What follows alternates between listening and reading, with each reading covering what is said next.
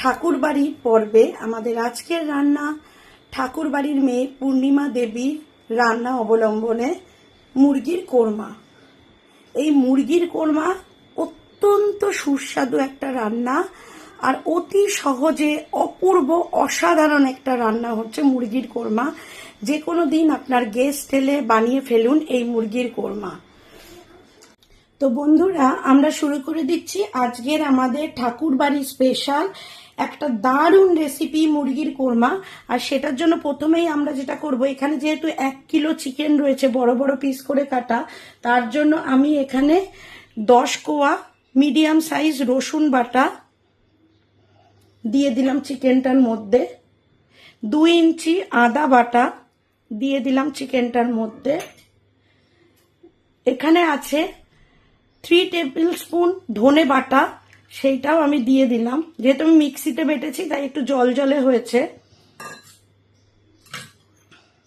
আর দিয়ে দিচ্ছি শুকনো লঙ্কা বাটা। আপনারা চাইলে এখানে কাঁচা লঙ্কাও দিতে পারেন। উনি লঙ্কা বাটার কথা বলেছেন, কিন্তু শুকনো না কাঁচা লঙ্কা সেটা উনি বলে দেননি বইতে, তা আমি শুকনো লঙ্কা বাটাই নিয়েছি। এর মধ্যে কিছু শুকনো লঙ্কা, মানে 7 থেকে 8টা শুকনো লঙ্কা এবং 2টো কাশ্মীরি শুকনো লঙ্কা দেওয়া আছে। আমার গলার অবস্থা খুব খারাপ, মাফ করবেন, ভালো করে বলতে পারছি না।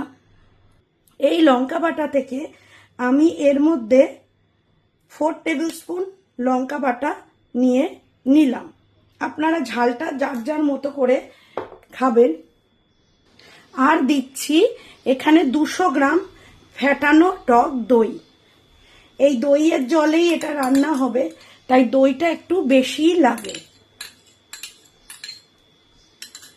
এবার এটাকে 1 ঘন্টার জন্য ম্যারিনেট করে রেখে দেব।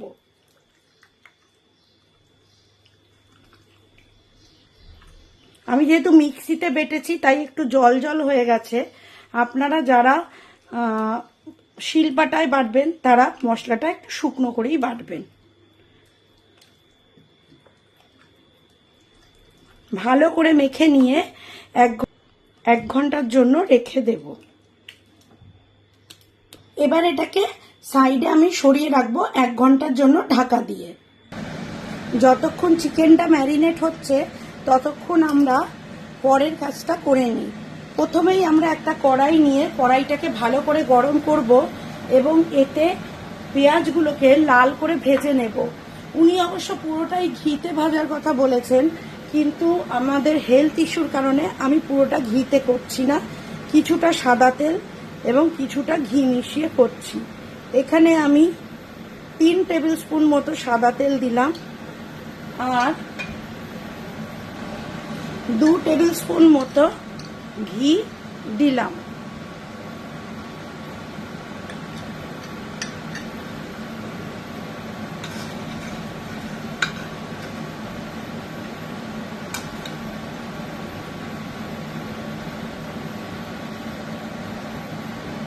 এবার আমি পেঁয়াজগুলোকে লাল করে ভেজে নেব।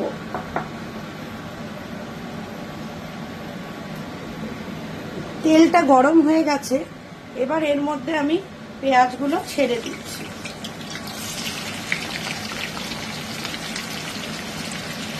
পুরো পেঁয়াজটাকেই লাল করে ভাজতে হবে, মিডিয়াম টু স্লো আছে এটা করতে হবে।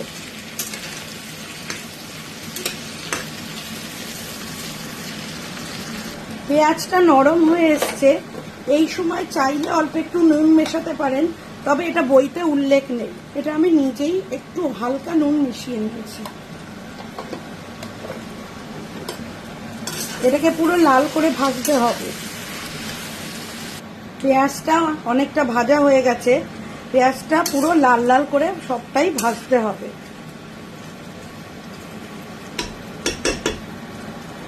এগুলো লাল লাল ভাজা হয়ে গেছে পেঁয়াজটা। এবার এখান থেকে আমি কিছুটা পেঁয়াজ তুলে রাখবো, ভাজা পেঁয়াজ হাফ তুলে রাখবো। এখান থেকে আমি হাফ পেঁয়াজ একটা বাটিতে তুলে রাখছি।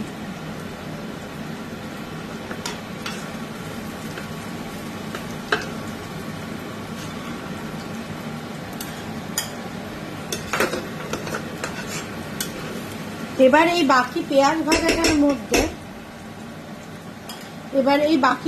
ভাজাটার মধ্যে আমি এই 1 ঘন্টা ধরে ম্যারিনেট করে রাখা দই দিয়ে এই চিকেনটা আস্তে আস্তে দিয়ে দিলাম।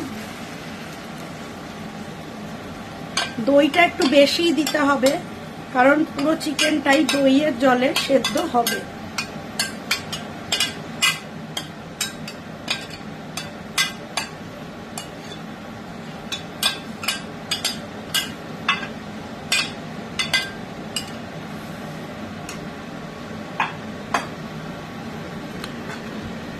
এবার এটাকে ভালো করে মিশিয়ে নিয়ে ঢাকা দিয়ে দিয়ে রান্না করতে হবে। এই চিকেনটা এই দইয়ের জলেই সেদ্ধ হবে, বাইরে থেকে কোনো জল দেওয়া যাবে না। এই সময় আমরা চিকেনের মধ্যে পরিমাণ মতো নুন দিয়ে দেব।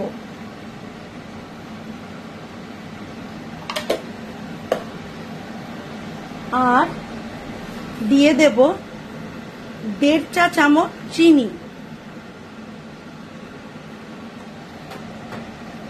এবার ভালো করে মিশিয়ে নেব, নিয়ে আমি এটা কষতে থাকব।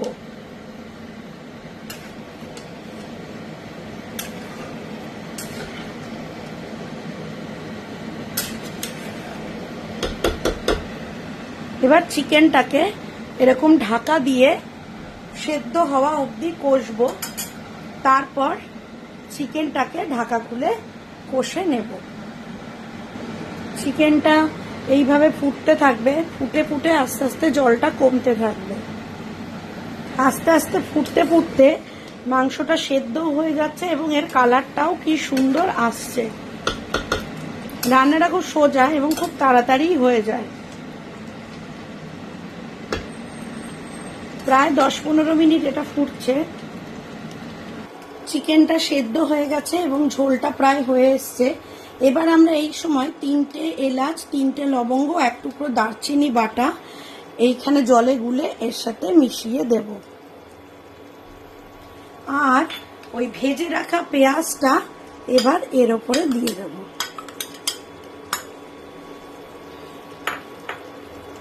দিয়ে ভালো করে মিশিয়ে আমরা কড়াইটা ঢাকা দিয়ে গ্যাসটা বন্ধ করে স্ট্যান্ডিং টাইম দেব।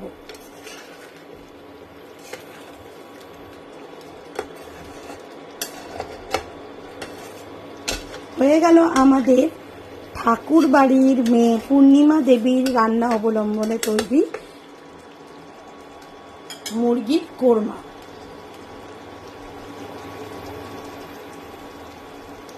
এবার আমরা গ্যাসটা অফ করে এটাকে ঢাকা দিয়ে 10 মিনিট স্ট্যান্ডিং টাইম দেব। তারপর আমরা এটা পাত্রে ঢেলে নেব। তৈরি হয়ে গেল আমাদের আজকের রেসিপি, ঠাকুর বাড়ির মেয়ে পূর্ণিমা ঠাকুরের মুরগির কোরমা রেসিপি অবলম্বনে মুরগির কোরমা। আপনারা এটা বানিয়ে খেয়ে দেখুন কেমন লাগে, আর অবশ্যই আমাকে জানান কেমন লাগলো।